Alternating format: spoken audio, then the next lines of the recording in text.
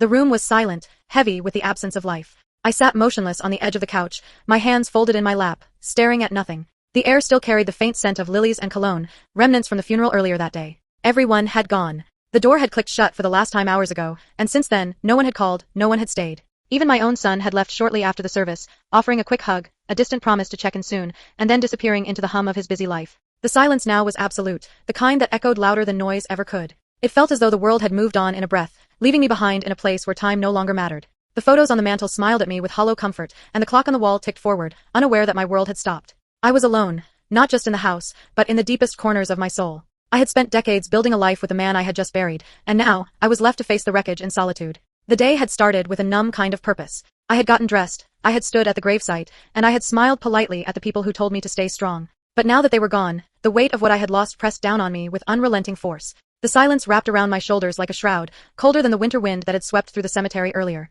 There was no comfort left. No words, no gestures, no familiar voices to anchor me. Just the sound of my own breath and the unbearable stillness of an empty home. My fingers brushed the armrest where he used to sit. I could still feel the warmth of his presence there, as if the cushion remembered the shape of his body. But it was all a ghost now, echoes of a life that had ended too soon. I had not cried at the funeral. I had stood tall, dignified, composed. But now the tears came, slow and soundless, rolling down my cheeks without force or resistance. There was no one to see them, no one to comfort me. The world outside my window continued on as if nothing had changed, while mine had been shattered beyond repair. I thought about calling someone, anyone, but the weight of loneliness made even that feel impossible. What would I say? That I was falling apart? That I could not bear the quiet?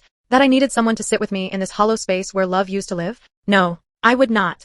I could not. I had spent my life being strong, being the one others leaned on. Now, in my moment of greatest need, there was no one left to lean on. The irony was cruel, almost laughable, if there had been any laughter left in me. The house creaked with familiar sounds, the floorboards groaning under memories, the heater humming like it always had. I closed my eyes and listened, hoping to hear his voice in those mundane sounds. For a fleeting moment, I imagined him walking down the hall, calling out to me like he used to. But the hallway remained empty. The only footsteps were in my memory, growing fainter by the second. I opened my eyes, and the room was just as I had left it, untouched, unloved, unbearable. I had never imagined it would feel like this. I knew grief would hurt, that loss would change me, but no one had warned me about the silence. No one had told me that the worst part of death was not the absence of the person but the absence of everything that came with them, the sound of their laugh, the rhythm of their steps, the comfort of their presence. Now, it was just me, and the stillness, and a grief so vast it swallowed the light. Somewhere in the kitchen, the refrigerator hummed to life, a low, mechanical reminder that the world did not pause for mourning. I had not eaten since yesterday, but the idea of food felt foreign. How could I nourish a body when my soul felt starved for connection? I remained where I was, unwilling to move, unwilling to disturb the fragile balance of sorrow that held me in place. A bird chirped outside, its song jarring in the stillness. I looked toward the window, where the sun had started its descent. Dusk was settling in, painting the living room in soft shadows. Evening would come, and with it, the darkness that felt even heavier than the day. Nighttime had always been when we came together, he and I, sharing our stories, our jokes, our quiet routines. Now, it would be just me. And I did not know how to be just me anymore. I reached for the photograph on the side table, our last vacation, his arm around me, our smiles unforced and full of life. I traced his face with my fingertip, whispering his name as if it might call him back to me. But the room remained unchanged. He was gone. And I was alone. Entirely, utterly alone. I stood slowly, legs stiff from sitting too long in the silence, and walked into the hallway. The floor creaked beneath my feet, just as it always had, but it sounded different now, hollow, final. The house felt larger than it had before, as though the absence of his presence had stretched the walls outward, leaving too much empty space between them. I passed the door to his study, hesitating, then gently pushed it open. The scent of old books and worn leather filled the air, and my chest tightened. Everything was just as he had left it. His glasses rested on the desk beside an open notebook, where his handwriting sprawled across the page in a half-finished thought. I did not have the heart to read it. I only placed my hand on the back of his chair, feeling the faint warmth of memory in the wood. I could see him there, tapping a pen against his lips, deep in thought, calling out to me to bring him tea. I used to tease him about how many unfinished notebooks he owned, and he would smile and tell me that some thoughts were not meant to be finished. Now, his thoughts truly never would be. I moved into the kitchen, my fingers trailing along the counter where we had stood side by side each morning. He always made the coffee, I always made the toast. A simple routine, but one that had woven us together through the decades. I opened the cupboard and saw his favorite mug. Without thinking, I took it out and held it in both hands, pressing it to my chest. The ache returned, full and sharp. We had been married for 37 years. Not all of them were easy, not all of them were kind, but they were ours. We had argued over little things, laughed until our sides hurt, forgiven each other for words said in anger, and held each other through losses and disappointments. We had built a life out of ordinary days, and now, without him, each of those days felt like they had been torn away from me. I wandered into the bedroom, where the bed remained half-made, his pillow slightly indented. I sat down slowly and stared at the spot where he used to lie. The memory of our last conversation surfaced, unbidden. It had been late at night, just a few weeks before he passed. He was tired but peaceful, and he had taken my hand and said, "You will not be alone forever. Life has a way of finding you again, even when you think it will not." At the time, I had smiled through tears, unsure if I believed him. Now, those words haunted me. I was alone, and the idea of life finding me again felt impossible. The phone rang, startling me. I picked it up and saw my son's name on the screen. I hesitated for a moment before answering. "Hi, Mom," he said, his voice quick and distant. "Just checking in." I tried to sound steady, to keep my sadness hidden. "Hello, sweetheart. Thank you for calling. I am sorry I had to leave so quickly after the service," he said. "Things at work have been hectic." "I understand," I replied. "You have your life." "I will try to come by this weekend," he added, though his tone lacked conviction. "That would be nice," I said quietly. There was a pause. "All right, I need to get back. Talk soon." The line went dead before I could reply. I set the phone down slowly, the weight of the brief call heavier than if he had not called at all. He was grieving too, I reminded myself. But still, the distance between us had never felt greater. I stood and returned to the living room, feeling as though I were walking through someone else's life. The silence resumed its place around me like a familiar shadow. I sat down again, this time with a sigh that seemed to rise from my bones. The walls, once filled with life and laughter, now held only echoes. I could almost hear his voice from across the room, teasing me about my habit of rearranging the furniture when I was upset. "You are not going to move the couch again, are you?" he used to say with a laugh. I would roll my eyes and do it anyway. Now, I had no desire to move anything. The stillness was too complete. In the days that followed the funeral, friends had called. They had sent flowers, dropped off food, offered kind words. But slowly, their voices faded. The calls became less frequent, the messages stopped coming. People returned to their own lives, as they must, and I remained in mine, unchanged and unseen. I did not blame them. Grief made people uncomfortable. It lingered too long, asked too much. But knowing that did not make the quiet any easier to bear. I began to measure my days by the light that shifted across the floor, by the hum of appliances, by the small rituals I performed without purpose. I cleaned surfaces that were not dirty, rearranged drawers that no one would open, folded laundry that had no urgency. Every object I touched had a memory attached to it, and every memory led back to him. There was no part of this house that did not carry his fingerprint. Even the smell of the sheets held his presence. One evening, I opened the closet and stood in front of his clothes. I ran my fingers over the sleeves of his jackets, the collars of his shirts, each item hanging in perfect stillness. I could not bring myself to pack them away. It felt too final, as though doing so would erase him entirely. So I closed the door gently, as if not to disturb him, and backed away. I began to speak to him sometimes, in the still hours of the night. I would whisper into the dark, telling him how much I missed him, how hard it was to be without him. There was no reply, only the soft settling of the house, but speaking the words gave me a strange sense of connection. It made the emptiness slightly more bearable, even if only for a moment. As I sat on the edge of the bed that night, I looked around at the home we had built together. It was full of his things, his scent, his spirit, but it felt hollow now, as though the soul had been stripped away. I wondered if I would ever feel whole again. I wondered what life was supposed to look like now that mine had lost its center. And I wondered how long I could live in this silence before it consumed me entirely.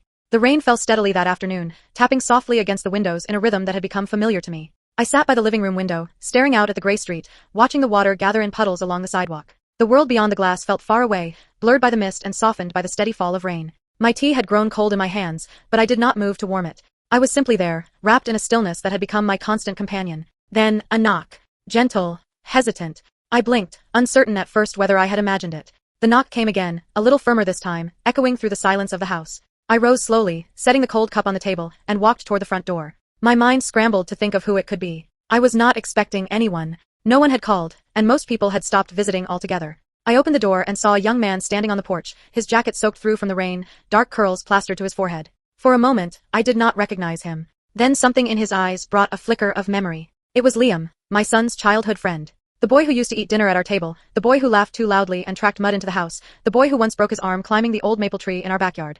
Only he was not a boy anymore. "Hi," he said, giving me a small, nervous smile. "I am sorry to just show up like this. I heard about your husband. I wanted to come by, to say I am sorry." I stood there for a beat too long, startled by the unexpected appearance. Then I stepped back and opened the door wider. "Come in out of the rain," I said gently. "You will catch cold." He entered quietly, wiping his feet on the mat just as he had done so many times before. He looked around the hallway, his eyes lingering on the familiar details, and I saw the memory settle into his expression. "I did not mean to intrude," he said. "I was driving through town and thought, well, I just thought I should stop by."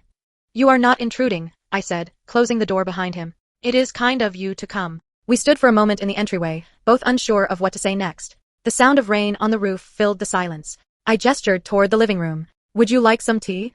He nodded. "Yes, please. That would be nice." I moved into the kitchen, the motions automatic, and put the kettle on the stove. He followed, standing awkwardly near the doorway, hands tucked into the pockets of his jacket. "It has been a long time," I said, glancing over my shoulder. "You have grown into a man." He gave a quiet chuckle. "It does feel like a lifetime ago, does it not?" I poured the tea and brought 2 cups to the table. We sat across from each other, steam curling between us. He cupped the mug in his hands, staring into the amber liquid as though it held answers he had been searching for. "I wanted to tell you," he began, voice soft. "Your husband, he meant a lot to me. More than I think I ever said." I felt a small knot form in my throat, but I nodded for him to continue. "When I was a kid and things at home were difficult," he said, choosing his words carefully, "your house always felt like a safe place. Your husband treated me like I belonged. He talked to me like I mattered. He taught me how to fix a leaky faucet, how to stand up straight when I spoke. He listened. That meant more than I knew how to say back then." I watched him as he spoke, his eyes sincere, voice steady despite the emotion that tugged at the edges. I remembered those days too. I remember the way my husband would take Liam fishing on Saturday mornings, how he would cheer the boys on during soccer games, how he once built a birdhouse with Liam during a particularly difficult summer when Liam's parents had separated. I had seen the quiet bond between them, but I had not realized how deep it ran. "I am glad you came," I said after a moment. "He thought very highly of you." Liam looked up, his eyes meeting mine. I never told him how much I appreciated him. "I thought I would have time." "We all think we will have time," I replied softly. "Until we do not." He nodded, his expression thoughtful. "I have been thinking about him a lot. About what he stood for. The kind of man he was. He had this way of making you feel seen. Like you mattered." "He was good at that," I said with a faint smile. Even when I was angry with him, I never doubted how deeply he cared. We sat in silence for a while, sipping tea, the weight of memory settling gently between us. The awkwardness had faded, replaced by a quiet comfort. It surprised me how natural it felt to speak with him. It had been so long since anyone had sat across from me and spoken about my husband with warmth, with respect, with love. "He told me once," Liam said, "that the measure of a man is not what he leaves behind in things, but in people." I did not understand it then. I think I do now. I swallowed hard, feeling the sting of tears behind my eyes. He would be proud to know he left that kind of mark. Liam smiled, and I saw the boy he had once been flicker behind the eyes of the man. "I just wanted you to know he mattered. That someone out there remembers." "Thank you," I said, reaching across the table to place my hand over his. "That means more than you can know." The rain continued outside, steady and soft. And for the first time in a long while, I did not feel quite so alone. The following Thursday, just as the late afternoon sun dipped low behind the hills, Liam knocked on the door again. This time, I was not surprised. I had begun to sense it coming, the way I could once anticipate my husband's footsteps in the hall or the sound of his keys in the lock. I opened the door with a quiet smile, and Liam stood there holding a brown paper bag. "I brought some groceries," he said. "You mentioned last time you were running low on milk." He stepped inside and placed the bag on the kitchen counter, and I watched as he unpacked it with familiar ease, eggs, bread, a small jar of jam. It felt natural now, him moving through my home. Each visit had built something unspoken between us. A rhythm. A quiet trust. He came again the following week, then the one after that. Sometimes he arrived with a bag of groceries, sometimes with a book he thought I might enjoy. Occasionally he brought tools and fixed the loose cabinet door in the kitchen or the squeaky hinge on the porch gate. I did not ask him to. He just noticed things, and then quietly made them better. We talked often. Not always about my husband. Sometimes about the news, or the weather, or the silly videos his coworkers sent around at the office. But often, when the sun faded and the room grew dim, our conversations would drift to memory, to loss, to the strange way time stretches and shrinks in the face of grief. He asked questions gently, never prying, always listening. He wanted to know what my husband was like when we first met, how we fell in love, what our first home was like. I found myself telling stories I had not spoken aloud in years. I described the sound of his laugh, the way he used to hum when he mowed the lawn, how he could never remember where he left his glasses. And Liam listened, really listened. He did not rush me, did not interrupt. It felt as though he was holding the memories with me, keeping them safe. Over time, he became a kind of bridge between me and my son. He would mention small updates, how my son was doing at work, how he still talked about his father sometimes, though not often. My son still had not visited. He called now and then, said he was busy, promised to come when he could. I understood, though it still hurt. He was grieving in his own way, buried beneath the demands of his own life. But it was Liam who brought bits of him back to me. He softened the silence that had grown between us. One evening, Liam arrived with a warm apple pie wrapped in a towel, saying it was a failed baking attempt. I laughed more than I had in weeks. We sat at the table eating crooked slices of pie with too much cinnamon, and it tasted like kindness. It tasted like being seen. Some of the neighbors began to notice his visits. I caught the looks through curtains, the raised eyebrows as he walked up the path. Once, at the grocery store, a woman I had known for 20 years leaned in and said, "He is quite young to be spending so much time here, is he not?" I simply nodded and moved along. People would think what they wanted to think. It was not long after that when my son finally called with tension in his voice. He had heard, through someone else, that Liam had been coming by regularly. There was a pause, heavy and uncertain, before he asked, "Why is he there so often, Mom?" I sat in my chair, fingers curled around the armrest, and took a breath. Because he comes, I said softly. Because he remembers your father, and he is kind. Because he listens. My son was quiet for a long moment. People are talking, he said. Let them, I replied. He is not replacing anyone. It is not like that. Then what is it? It is companionship, I said. It is two people who miss the same person in different ways. It is not romantic, but it is real. I could hear the hesitation in his silence. Then he said, I do not want anyone taking advantage of you. He is not, I said firmly. He has never asked for anything. He just shows up.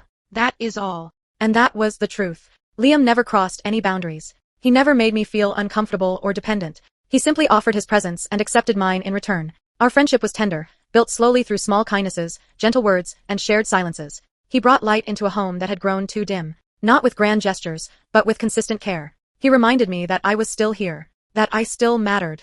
That I was not just the shadow of someone who had once been a wife. I was a person still living, still capable of laughter and conversation and hope. One day, after helping me change a light bulb in the hallway, he sat back on the steps and said, You know, I used to think adults had everything figured out. But now I see that everyone is just trying their best. I nodded, sitting beside him. Some days, just getting out of bed feels like a victory. He smiled. Then I would say you are winning more days than you think. We sat there, side by side, the late sun casting golden light through the window. It was a quiet moment, the kind that did not need explanation. It was enough to simply be. And so the visits continued, week after week. They became a part of my life, as steady and natural as the ticking of the clock in the hallway. I did not ask for them, but I came to rely on them. Not in desperation, but in appreciation. I no longer felt like a ghost drifting through rooms filled with echoes. I felt like someone again, someone worth stopping by for. It was a quiet afternoon, the kind where the sky hung low and the wind moved gently through the trees outside. Liam had come by without calling ahead, which was unusual for him. He carried nothing in his hands this time. No groceries, no tools, no books. Only something folded tightly and held in his jacket pocket. I could tell by the look on his face that this visit was different. We sat in the living room, the lights soft around us, and he seemed unsure of where to begin. His fingers fidgeted with the edge of the paper in his pocket, and I waited, giving him space. After a few moments, he looked at me with a seriousness I had rarely seen in his young eyes. There is something I have been meaning to share, he said quietly. I have had it for a long time. Your husband gave it to me when I was just finishing high school. Back then, I did not really understand what it meant. But I have read it many times since he passed. And now now I think I do. He pulled the folded paper from his pocket. The edges were soft and worn, the ink faded in places. He opened it gently, holding it like something sacred, and began to read aloud. To Liam, he said. I know you are still young, but one day, you will understand why I am writing this. You have always reminded me a bit of myself. Quiet, thoughtful, watching more than speaking. I have watched you grow from a boy into a young man, and I have always believed you had something strong in you. Something good. His voice faltered a little, and I saw his hands tremble slightly as he held the letter. But he kept reading. This world will try to tell you what being a man means. Some will say it is about strength. Some will say it is about money. Some will say it is about power. But I believe it is about loyalty. It is about taking care of what matters, standing still when others run, and choosing kindness when it is the harder road. I closed my eyes for a moment. I could hear my husband's voice in the words, his steady calm, the way he always said things plainly but with meaning. It felt like he was in the room again. Liam paused, then looked at me before continuing. I do not know how long I will be around. I feel time moving differently now, the way old men talk about when the wind shifts. If something happens to me, if I leave this world before I am ready, I want to ask one thing of you. His eyes met mine, and his voice grew softer. If she ever finds herself alone, he read, do not let her forget who she is. The words landed like a wave, silent but overwhelming. I felt the tears rising before I could stop them, spilling quietly down my cheeks. I pressed a hand to my chest, as though trying to hold something inside from breaking wide open. Liam folded the letter slowly, reverently. His voice was thick with emotion when he spoke again. I did not understand what he meant back then, he said. I was just a kid. I thought it was something poetic, something adults say to feel wise. But when I came to see you after the funeral, when I saw you sitting there so alone, I remembered the letter. I could not speak. I could only nod, the tears falling freely now. My husband had known. Somehow he had known. He had seen something in Liam, and he had trusted him to show up. And Liam had. I was lost too, Liam said after a long pause. After college, I did not know what to do with myself. I was floating, really, moving through life without much direction. But then I remembered the letter. And I thought, maybe it meant something more. Maybe showing up mattered. I looked at him, this young man who had stepped so gently into the quiet ruins of my life, and I saw the truth of it all laid bare. He had not come because he was obligated. He had come because he was called. Not by duty, but by something deeper. Something my husband had planted long ago. I did not save you, Liam said. But being here, helping you, it gave me something solid. It gave me a reason to get up in the morning. It gave me purpose. I reached for his hand, and he let me take it. We sat in silence for a long time, the letter between us like a bridge. I did not need to say anything. The gratitude in my touch, the weight of shared memory in the room, it was all understood. The message from my husband was more than words on a page. It was a final act of love, sent ahead like a lantern into the dark. He had trusted that if I ever found myself adrift, someone would light the way back. And Liam had. Later, when the light had dimmed and the house grew still again, I held the letter in my hands and read it once more by the glow of a small lamp. The handwriting I knew so well, now trembling on paper, spoke directly to my heart. Do not let her forget who she is. I read that line again and again. I let it settle into the cracks grief had carved out. I let it remind me that I was not only someone who had loved, but someone still capable of being loved, of mattering, of being seen. And in the quiet that followed, I realized something else. I had not just been left with memories. I had been left with a thread, a connection to something real, to someone who had not turned away. In that moment, I knew I was no longer walking through the days entirely alone. The seasons changed slowly, the way they do when each day feels long but the weeks seem to slip by unnoticed. The sharpness of grief dulled into something quieter, something that no longer carved new wounds but simply lived inside her, a shadow she had learned to carry. She was not healed, not in the way people often talked about, but she was no longer hollow. The ache was still there, but it was surrounded now by warmth, by presence, by memory that did not sting as much as it once did. She wrote a letter one morning. It was quiet in the house, the light coming in through the kitchen window in that soft golden hue that used to make her husband pause whatever he was doing just to take it in.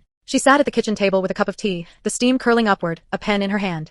The paper stayed blank for several minutes as she stared at it, feeling the familiar lump rise in her throat. Then, gently, she began. She wrote to him. She told him how hard the days had been, and how much she missed his voice, his steady presence. She wrote about Liam, about the knock on the door that had come when she had needed it most. She thanked him for somehow knowing, for leaving that letter, for choosing someone like Liam to carry it forward. She told him she had begun to feel alive again, that the house did not feel quite so empty, that the silence was not so heavy anymore. She folded the letter carefully and walked to the cemetery. The walk was quiet, but she was not alone in the way she had been before. She left the letter at his grave, pressed flat against the stone, and whispered words she had never thought she would be able to say again. Thank you. I remember who I am. Not long after, her son finally made time to visit. He arrived in the early afternoon, carrying a bouquet of flowers that looked too perfect, too carefully chosen. There was tension at first. An awkward stiffness in the way he hugged her, a heaviness in his eyes as he looked around the house he had once called home. But something had changed in him. Perhaps it was time. Perhaps it was the realization that she had not been entirely alone in his absence. Perhaps it was Liam. Liam was there too. She had told her son in advance. There was no reason to hide the visits, the support, the quiet companionship. They sat around the dinner table together, the three of them, plates filled with a simple meal she had made with care. Conversation moved slowly, like a car inching forward on a foggy road. There were long pauses, but there were also small smiles. No one raised their voice. No one stormed out. It was not perfect, but it was something close to peace. Her son watched the way Liam spoke to her, not with pity, but with respect. He saw how she smiled when Liam told a story, how she leaned in just a little closer when she laughed. And slowly, his shoulders loosened. He asked questions. He listened. The three of them found a rhythm, uneven but real. Weeks later, after one of Liam's visits, she told him she had signed up to volunteer at the local community center. He raised his eyebrows with pleasant surprise and asked what made her decide that. She said she had been thinking about purpose, about connection, about the way grief could either close you off or open you up. She told him his resilience had reminded her that life could still have meaning, even after great loss. She began spending her afternoons at the center, helping in the kitchen during the week, organizing donations on weekends. The laughter of children, the steady buzz of conversation, the sense of doing something that mattered, it filled her with a quiet strength. She still came home to an empty house at the end of the day, but it did not feel lonely. It felt like a resting place between moments of connection. Time passed gently. The world outside continued to move with its usual indifference, but inside her, something had softened. Something had grown. One evening, she sat on the same couch where she had once wept in silence after the funeral. But now, the air felt different. The lamps cast a warm light across the room. A soft blanket was draped across her lap. A cup of tea rested on the side table, half finished. Liam sat in the armchair across from her, thumbing through an old book her husband had once loved. The radio played softly in the background. Her son had called earlier that day, just to check in. She looked around the room and felt the weight of what had been lost, but also the grace of what had arrived in its place. She thought about how grief had once been her only companion. And now, there was something else. Not a replacement, but a quiet continuation. A thread connecting what had been to what still could be. The silence no longer frightened her. It held space for laughter, for memory, for the possibility of more. She had found a way forward, not by forgetting, but by remembering with love. And as she sat there, surrounded not by emptiness but by presence, she felt something close to peace settle into her bones. She was not alone. Not anymore.